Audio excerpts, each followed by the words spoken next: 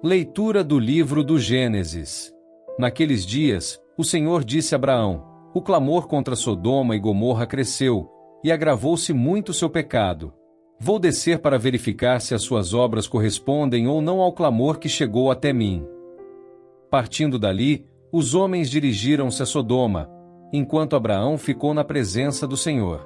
Então, aproximando-se, disse a Abraão: vais realmente exterminar o justo com o ímpio? Se houvesse 50 justos na cidade, acaso irias exterminá-los? Não pouparias o lugar por causa dos 50 justos que ali vivem? Longe de te agir assim, fazendo morrer o justo com o ímpio, como se o justo fosse igual ao ímpio. Longe de ti. O juiz de toda a terra não faria justiça? O Senhor respondeu: se eu encontrasse em Sodoma 50 justos, pouparia por causa deles a cidade inteira. Abraão prosseguiu dizendo: estou sendo atrevido em falar a meu Senhor, eu que sou pó e cinza. Se dos 50 justos faltassem 5, destruirias por causa dos 5 a cidade inteira? O Senhor respondeu: não destruiria, se achasse ali 45 justos. Insistiu ainda Abraão e disse: e se houvesse 40? Ele respondeu: por causa dos 40, não o faria. Abraão tornou a insistir: não se irrite o meu senhor, se ainda falo. E se houvesse apenas 30 justos? Ele respondeu: também não faria, se encontrasse 30. Tornou Abraão a insistir: já que me atrevi a falar a meu senhor, e se houver 20 justos? Ele respondeu: não a iria destruir por causa dos 20. Abraão disse: que o meu senhor não se irrite, se eu falar só mais uma vez. E se houvesse apenas 10? Ele respondeu: por causa dos 10, não a destruiria. Palavra do Senhor. Graças a Deus.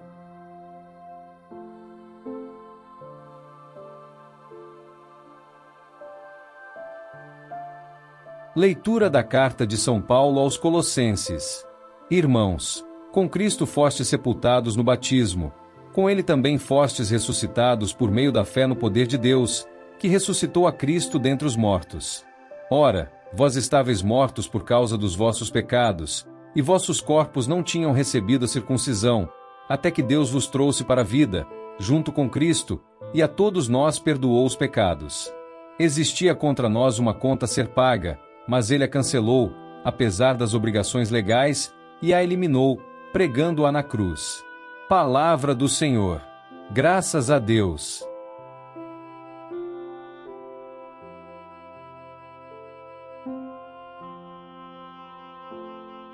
Proclamação do Evangelho de Jesus Cristo segundo São Lucas. Glória a vós, Senhor. Jesus estava rezando num certo lugar. Quando terminou, um de seus discípulos pediu-lhe: Senhor, ensina-nos a rezar, como também João ensinou a seus discípulos. Jesus respondeu: quando rezardes, dizei: Pai, santificado seja o teu nome. Venha o teu reino. Dá-nos a cada dia o pão de que precisamos, e perdoa-nos os nossos pecados, pois nós também perdoamos a todos os nossos devedores. E não nos deixes cair em tentação.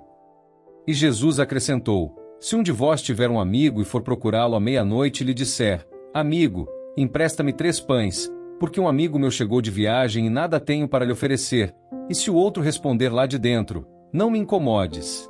Já tranquei a porta, e meus filhos e eu já estamos deitados. Não me posso levantar para te dar os pães. Eu vos declaro, mesmo que o outro não se levante para dá-los porque é seu amigo, vai levantar-se ao menos por causa da impertinência dele e lhe dará quanto for necessário. Portanto, eu vos digo: pedi e recebereis, procurai e encontrareis, batei e vos será aberto.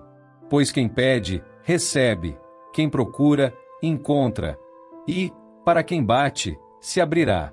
Será que algum de vós que é pai, se o filho pedir um peixe, lhe dará uma cobra? Ou ainda, se pedir um ovo, lhe dará um escorpião? Ora, se vós que sois maus, sabeis dar coisas boas aos vossos filhos, quanto mais o Pai do céu dará o Espírito Santo aos que o pedirem. Palavra da salvação. Glória a vós, Senhor.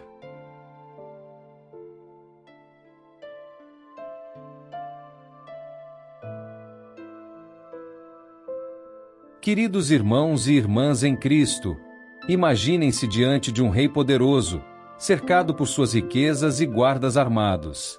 Vocês são um simples súdito, vestindo roupas humildes, com mãos calejadas pelo trabalho. Normalmente, jamais ousariam se aproximar de tal majestade. Mas de repente, este rei olha para vocês e diz: "Vem aqui, meu filho, minha filha. Conte-me o que está em seu coração. Peça-me o que quiser." Esta imagem nos transporta para o coração das leituras de hoje, onde descobrimos o mistério extraordinário da oração, nossa capacidade de dialogar intimamente com o Deus Todo-Poderoso. Na primeira leitura, somos testemunhas de uma das conversas mais extraordinárias registradas na Escritura. Abraão, um simples ser humano, está literalmente negociando com Deus sobre o destino de Sodoma e Gomorra. Talvez haja 50 justos na cidade, argumenta Abraão. E quando Deus concorda em poupar a cidade por 50 justos, Abraão ousa ir mais longe. E se faltarem 5 dos 50 justos? Que audácia! Que intimidade! Aqui está um homem que não apenas fala com Deus, mas que se sente livre para questionar, para interceder, para insistir.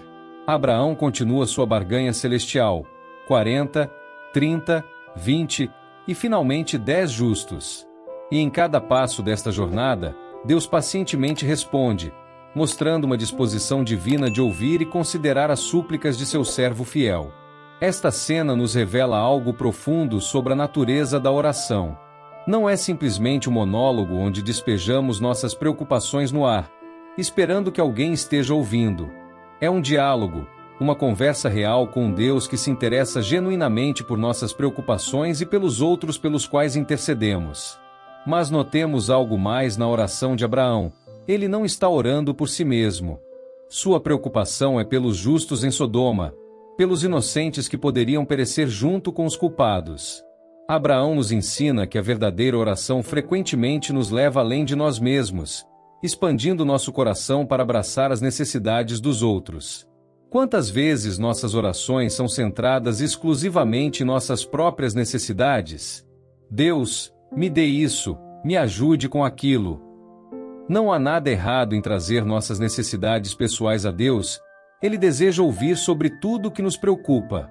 Mas a oração de Abraão nos desafia a expandir nossa visão, a interceder pelos outros, a nos tornarmos participantes na obra de Deus no mundo. Passando para a segunda leitura, Paulo nos oferece uma perspectiva revolucionária sobre nossa posição diante de Deus.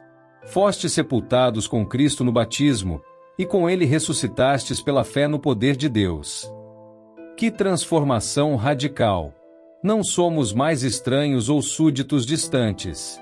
Através do batismo, fomos unidos à própria vida de Cristo. Paulo continua com uma imagem poderosa.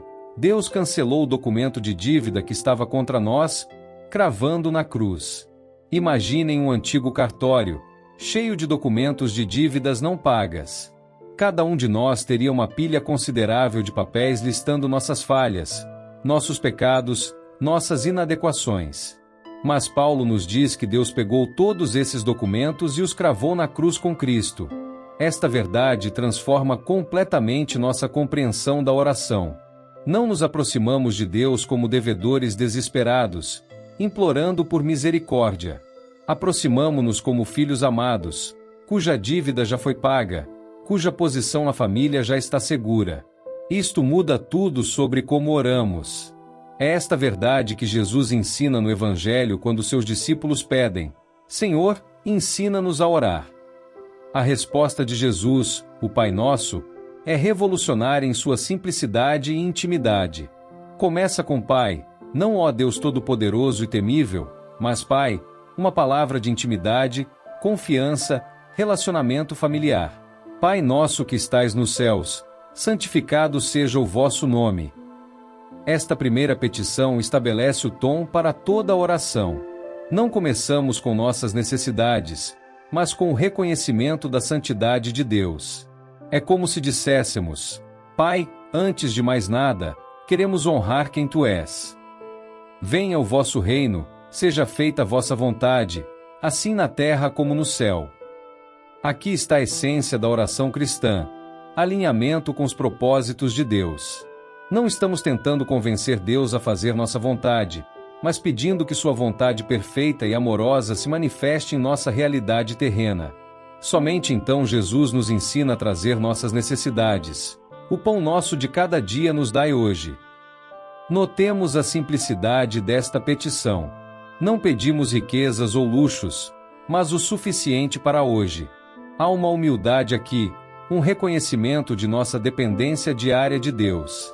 Perdoai-nos os nossos pecados, como também nós perdoamos a todo aquele que nos deve. Que ligação profunda Jesus estabelece aqui. Nosso relacionamento vertical com Deus está intrinsecamente conectado aos nossos relacionamentos horizontais com os outros.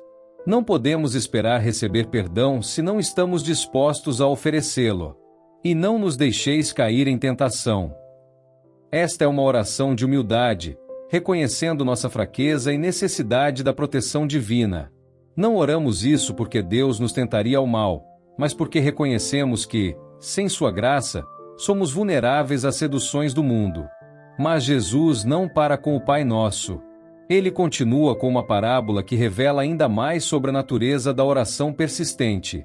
Um homem vai à casa de um amigo à meia-noite, pedindo pão para um visitante inesperado.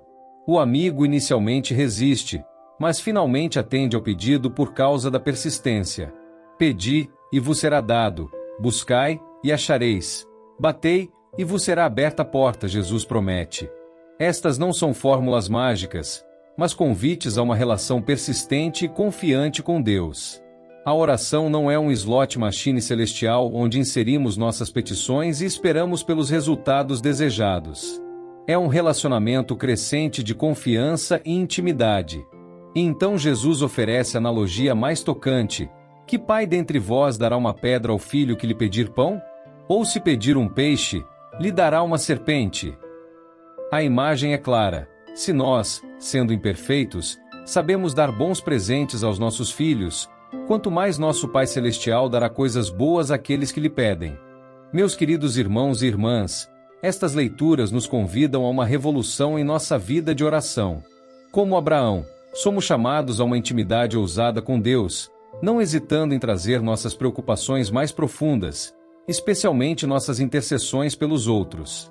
Como Paulo nos lembra, nossa posição diante de Deus foi radicalmente transformada. Não somos mendigos espirituais, mas filhos adotados na família divina. Esta verdade deve imbuir nossas orações com confiança e expectativa.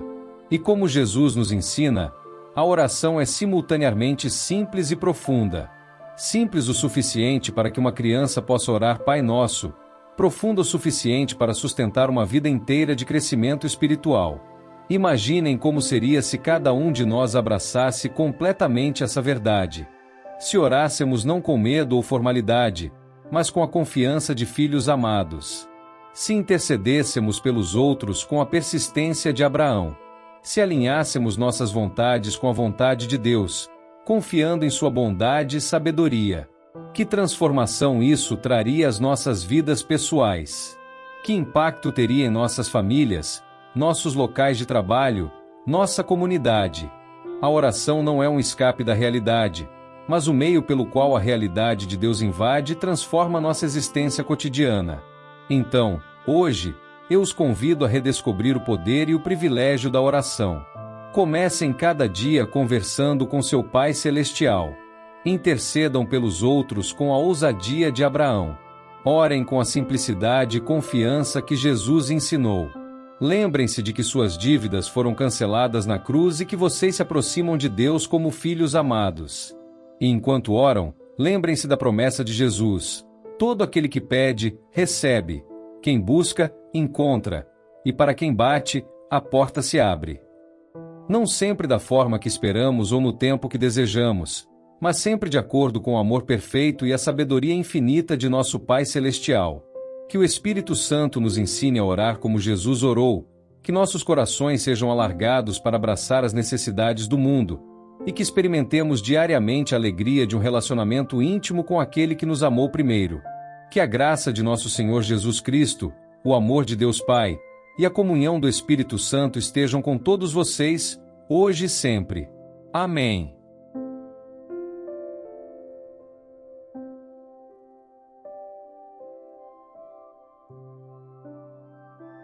São Miguel Arcanjo, defendei-nos no combate. Sede o nosso refúgio contra as maldades e ciladas do demônio. Ordene-lhe Deus, instantemente o pedimos, e vós, príncipe da milícia celeste, pela virtude divina, precipitai no inferno a Satanás e aos outros espíritos malignos que andam pelo mundo para perder as almas. Amém.